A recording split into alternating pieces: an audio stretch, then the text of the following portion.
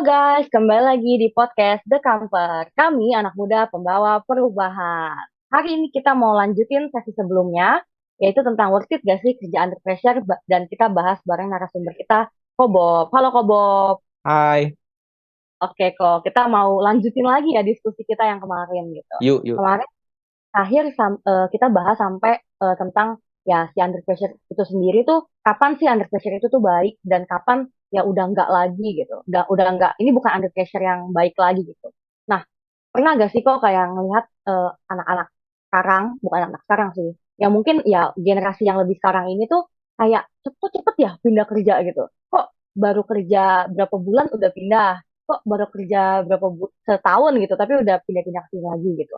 Nah, ada yang bilang kayak itu tuh hal yang umum gitu, karena ya eh, in terms of benefit ya, tapi kita ngomongin kayak ya aku emang nggak tahan kerja di situ gitu. Aku emang merasa itu hal yang bikin aku terlalu stres gitu. Nah, menurut Koko sendiri, apakah sebenarnya ya hal itu tuh oke-oke aja kah kalau orang emang nggak apa-apa, aku udah tertekan di sana ya, aku mau pindah aja ke tempat yang lebih baik gitu. Atau sebenarnya mungkin dalam waktu 6 bulan setahun atau yang nggak terlalu singkat itu tuh sebenarnya itu tuh belum gitu loh. Itu belum mencapai titik di mana kita ngerti tentang under pressure yang baik itu sendiri.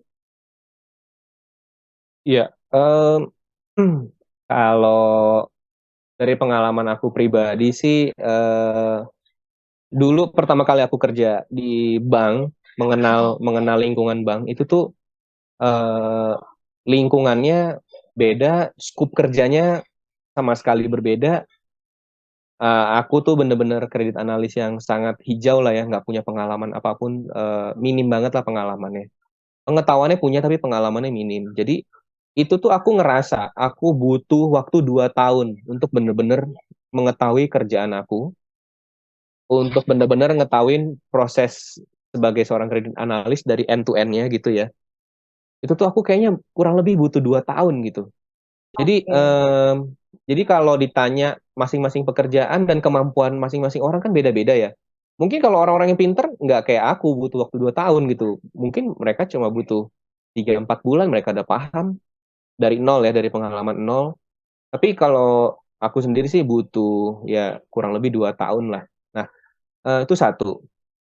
Dalam hal kita, diri kita itu butuh waktu ya untuk mempelajari, memahami, dan menjadi ahli di dalamnya gitu.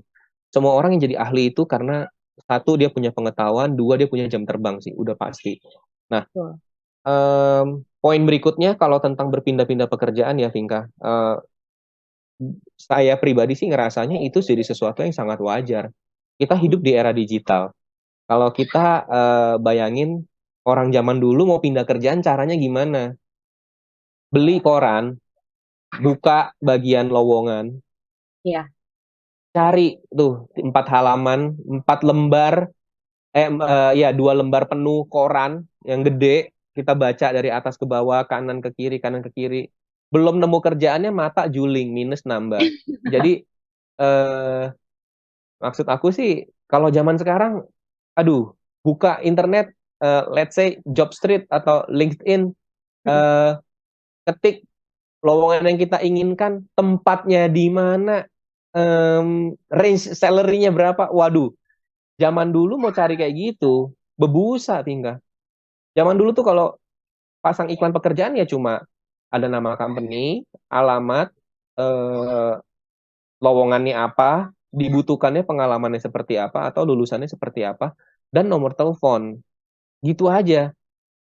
Jadi orang zaman dulu itu kalau mau pindah kerja sudah pasti eh, izin dari kantornya banyak buat nyamperin nganter lamaran, lalu nanti tunggu terima surat di rumah, ada panggilan pekerjaan, mereka nenteng-nenteng suratnya berangkat ke kantornya untuk ketemu lagi, eh, nego-nego-nego, ngobrol-ngobrol-ngobrol interview, mereka pulang, tunggu surat lagi, surat dikirim lagi, tunggu Iya. nyampe rumah, lalu diminta dokumen A B C D, mereka mereka balik lagi dengan dokumen A B C D. Jadi memang nggak adil ya kalau orang-orang angkatan tua, angkatan jadul ngomong gitu. Wah, anak-anak sekarang cemen, 3 bulan pindah kerja, 2 bulan pindah kerja. Ntar dulu. Lu orang-orang tua emang hidup di zaman nyari kerjaan butuh waktu 3 tahun. itu emang beda sama anak-anak zaman sekarang yang emang nyari kerja cuma butuh 5 sampai 10 menit gitu loh. Jadi relevansinya sih emang udah bergeser ya. Tapi itu kan cuma masalah bagaimana kita mendapatkan informasi pekerjaan dan dan proses interviewnya, Vinka. Kamu dipanggil, bisa interview via Zoom dulu nggak? Itu enteng Iya, banget di rumah bangun tidur atau enggak lagi pergi ke kantor, pergi kerja, izin setengah jam pergi kemana, ke kafe, kamu online, itu aja kamu udah bisa interview. Zaman dulu kan nggak bisa. betul. Iya kan, ngumpet-ngumpet di ruangan mana yang ruang meeting nggak kepake. Waduh, itu repot juga ya. Nah, tapi eh, itu sih intinya aku ceritain. Kalau dalam hal mendapatkan informasi pekerjaan, itu jauh lebih cepat, interview juga jauh lebih ringkas. Tapi dalam hal pribadinya bertumbuh secara profesional, itu nggak bisa dinego. Itu digital datang pun palingan cuma membantu 20-30%. Contohnya nih ya, 20-30% itu apa?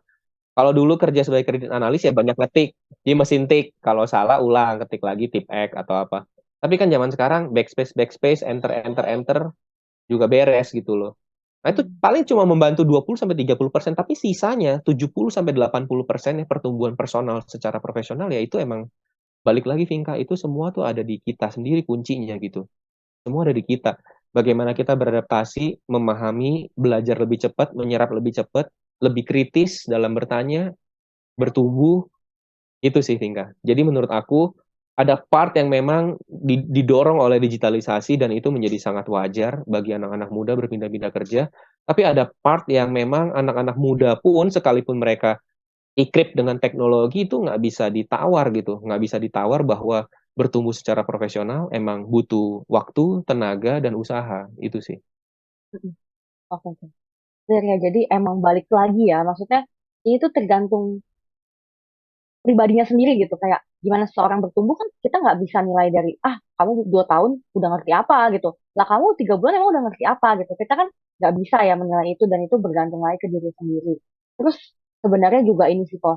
eh, pernah pernah gitu ya, maksudnya ngelihat kayak orang yang udahlah, aku quit dari kerjaan karena bener-bener udah tertekan sama bos gitu ya, jadi resign Mhm. karena emang, tapi dia juga belum punya pegangan lagi gitu, belum punya misalkan belum ada interview dengan perusahaan yang baru atau gimana, jadi bener-bener kayak gue butuh healing gitu, gue butuh nyembuhin mental gue yang kayak abis bener-bener terlalu capek karena bekerja di situ gitu. Betul, Nah, betul. itu tuh sebenarnya eh, hal yang oke gak sih kok di tengah-tengah kayak kamu kan belum dapat pekerjaan kok kamu berani sih. Maksudnya bukan dengan alasan tapi karena kamu capek, segitunya capek sampai ngorbanin mungkin kayak ya udah aku nggak usah kerja dulu mungkin 1 bulan atau berapa bulan berikutnya, ini lebih ngomongin soal mentalnya gitu ya kok, apakah itu hal yang sebenarnya oke-oke aja kok, sah-sah aja gitu menurut Kobo? Sah aja sih. Hmm, Jadi preferensi personal seseorang, kondisi mental seseorang, dan kondisi pikiran seseorang tuh kan emang kapasitasnya beda-beda ya, Vinka. betul. Kapasitasnya beda-beda. Em, ada orang yang memang dia tahan nih stres kerjaannya, tapi dia nggak tahan kalau di saat bosnya mulai berteriak, menggebrak Hmm, meja, ngasih betul, dokumen dengan dilempar, itu kan lebih ke arah etikanya nggak ada. Nah, betul. saya sendiri tipe yang saya bisa mentoleransi pekerjaan banyak, butuh lembur, butuh long working hours, saya bisa toleransi. Tapi begitu ada yang mulai kurang ajar, nggak pakai etika, saya cuma akan saya akan serang balik sih gitu dalam sisi etikanya gitu. Hei, hati-hati kamu ya. Kamu bicara, kamu bertingkah mulai nggak pakai etika, saya juga bisa. Jadi kita juga harus mendefend, harus mempertahankan diri kita terhadap hal-hal yang seperti itu. Nah, itu satu. Contoh duanya sih kalau untuk bahan lawak, kalau buat bahan bercanda teman-teman di kantor, oh, kalau kamu mau tahan sama pressure, caranya adalah kamu coba deh punya KPR. Jadi nanti waktu mau quit, kamu mikir gimana nanti bayar cicilannya. Ya, Iya, iya, iya. Em, tapi gini Vinka, menurut aku itu adalah satu poin yang sah buat setiap orang memiliki tujuan target hidup mereka masing-masing. Betul. Aku berhenti aja deh, nggak kerja 2 tahun dulu, nggak apa-apa. Ya kalau emang itu yang mereka perlukan, ya silakan. Dan itu cocok buat mereka, ya silakan. Tapi kalau itu nggak cocok atau kita nggak perlukan, ya kita nggak usah ikut-ikutan. Gitu aja sih, Ving. Oke, kok clear ya teman-teman, balik lagi. Kayak kalian pasti ngerti diri sendiri ini. Maksudnya, apakah memang itu hal yang udah nggak bisa ditolerir lah. Terus juga mungkin balik lagi ke yang sebelumnya, perusahaannya sendiri pun nggak mau, apa ya, maksudnya menghargai masukan dari kita atau gimana. Dan maksudnya merasa bahwa udah tertekan, misalkan gini ya, kalau kayak kerja udah capek banget, udah yang Mm-mm. tadi long working hour, udah dituntut buat lembur tapi nggak ada uang lembur, terus juga apa ya, dari mungkin dari atasannya pun tidak mendukung, yang nggak ngasih support, yang cuma yang nanti juga kurang beretika dan lain sebagainya gitu. Ya, ya balik lagi sih, apakah itu memang tempat yang worth it gitu? Karena kita sendiri paling ngerti di Kobob bahas soal cicilan KPR ya, memang emang ya sebagai orang yang bekerja kita tahu gitu konsekuensinya. Tapi kok ada gak sih tips supaya bukan anak-anak zaman sekarang ya, tapi semua orang gitu yang bekerja itu tuh bisa melatih mental yang kuat dan gak gampang nyerah. Karena aku ngerti sih batasan antara kayak udah nggak tahan, tapi ada yang kayak kurang digembleng nih.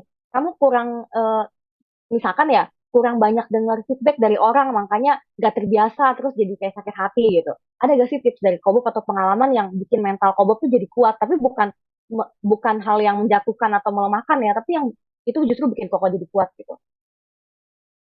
Iya, saya sih ngerasa ngerasa bener gitu bahwa dulu awal-awal kerja saya sendiri juga bukan tipe yang mungkin siap berdebat gitu ya, karena Hmm. saya masih awal-awal kerja, belum ngerti bener. Tapi lama-lama saya udah pahamin kerjaannya, lalu mulai ngerasa nih ada hal-hal yang mungkin kita harus perjuangkan supaya kita improve, supaya kita buat lebih baik. Eh, apalagi kan ya kalau kita eh, percaya Tuhan, kita baca firman, firman itu kan juga banyak menjelaskan apa yang boleh, apa yang tidak.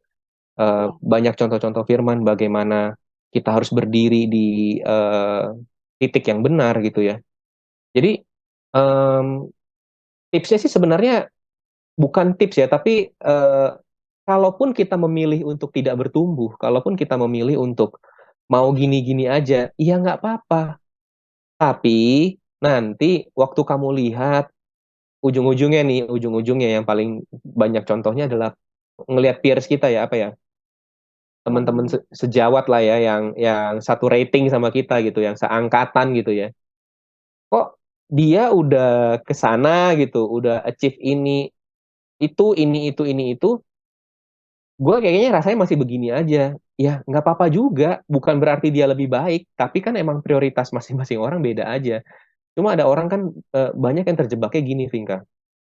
Banyak yang terjebaknya nggak mau under pressure, nggak mau stretch dirinya untuk berusaha belajar adaptasi lebih keras, nggak mau memberikan kerja keras lebih, tapi orang-orang yang tidak bekerja, orang-orang ini yang tidak bekerja, yang tidak berusaha dengan maksimal, tidak memberi dengan yang terbaik gitu, em, akhirnya ujung-ujungnya bilang gini, oh ini mah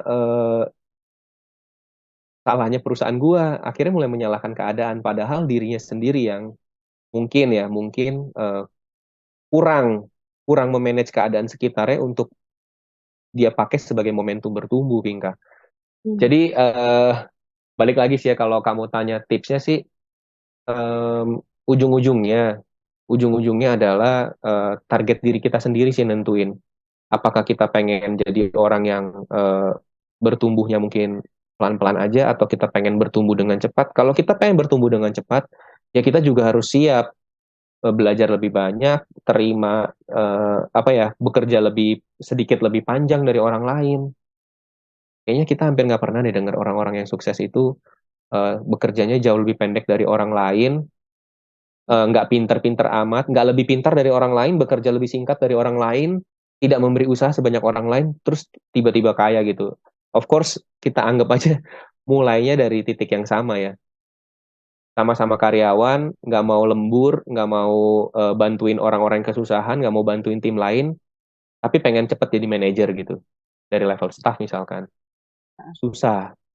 Karena kan perusahaan mau bertumbuh, perusahaan ngelihat ujung-ujungnya siapa sih nih karyawan gue yang punya kapasitas mengayomi Betul. orang lain, tapi pekerjaan dia sendiri selesai, terus masih sempat mikirin improvement, masih sempat bantuin orang lain bertumbuh, masih sempat bantuin ini. Wah, Ini kapasitasnya gede banget. Orang yang punya kapasitas lebih besar itulah yang akan ditunjuk.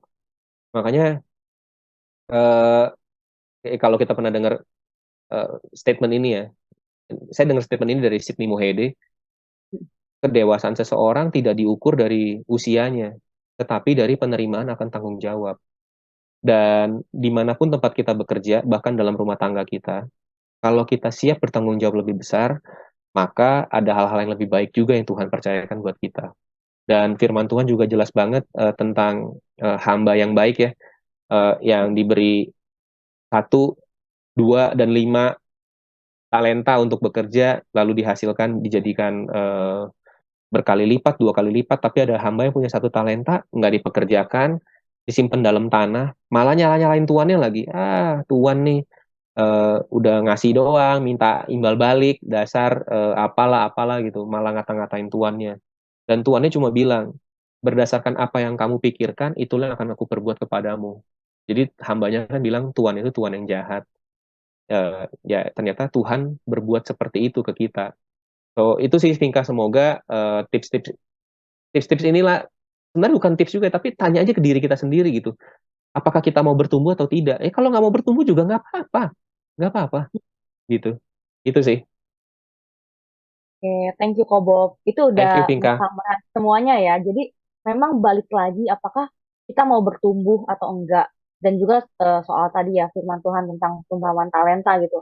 Apakah kita kayak menyalahkan keadaan, merasa ya udah nggak bisa ngapa-ngapain lagi, atau kayak kita mau berusaha berjuang gitu. Jadi balik lagi teman-teman, eh, memang semua hal tuh nggak gampang. Maksudnya pekerjaan manapun, dalam posisi apapun, dan dalam ya mungkin beda tanggung jawabnya pun juga berbeda. Tapi balik lagi apakah kita tuh mau berjuang, kita mau mengembangkan apa yang kita punya, tapi kita harus lihat juga apakah memang tempat di mana kita bekerja adalah tempat yang tepat untuk kita merasakan pertumbuhan itu. Mungkin ada juga teman-teman yang merasakan aku udah mencoba gitu, tapi memang nggak bisa nih, memang benar-benar di tempat yang sekarang ini merasa bahwa ya segala sesuatu nggak diapresiasi, segala sesuatu juga dilakukan seperti sapi perah tadi. Balik lagi ke teman-teman Hmm, karena kita semua yang paling ya Tuhan yang paling tahu yang terbaik buat kita. Tapi kita nggak bisa menilai itu semua tuh dari kacamata orang lain. Kalau memang kita butuh untuk keluar, kita butuh untuk mencari yang lebih baik atau yang membuat kita bisa bertumbuh, lakuin aja gitu. Tapi kalau ini adalah waktu yang eh, kalau Tuhan bilang jangan sekarang, kamu masih bisa lebih bertumbuh lagi di sini, ya bertahan aja gitu. Karena eh, kita nggak bisa nilai proses tuh dengan instan gitu. Kita harus lihat dulu apakah dalam waktu ke depan itu tuh kita merasakan, oh iya ya ternyata dibanding 6 bulan lalu saya udah berbeda ya. Ternyata saya sekarang lebih kuat ya ketika menghadapi banyak orang, ketika menghadapi perbedaan pendapat, kita lebih bisa menghadapinya. Jadi yang pasti jangan nyerah lebih cepat, jangan langsung aku nggak bisa langsung merasa tenggelamin aja gitu. Tapi coba dulu karena potensi kita itu tuh nggak keluar ya dalam jangka waktu yang singkat. Dan balik lagi tentang kita mau terima gak sih perubahan keadaan itu. Gitu sih teman-teman semua. Semoga terberkati lewat sharing dari Kobob juga. Hari ini kita amin. boleh apa ya? Bukannya kita ya udah deh, nggak apa-apa under pressure. Ayo ayo nggak apa-apa. Bisa bisa. Bukan seperti itu, tapi bener-bener eh, lakuin aja yang kita tahu itu. Oh ya ini baik buat kita dan kita akan nilai gitu. Selanjutnya apakah ada yang lebih baik lagi yang bisa mengembangkan diri kita.